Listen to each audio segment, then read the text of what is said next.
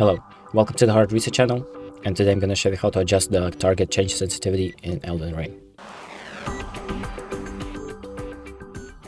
So the first thing we're going to do is open up the system settings, and then we're going to go to the keyboard and mouse settings option, and here you have the target change sensitivity.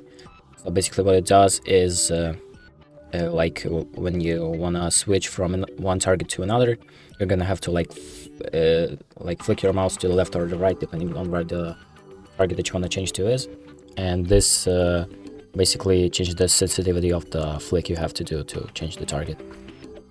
So drag it up to if you want to make like a smaller movement to change the target, or drag it down if you want to make a bigger movement of your mouse to change a different target. And that's it. Thank you for watching, and make sure to like and subscribe.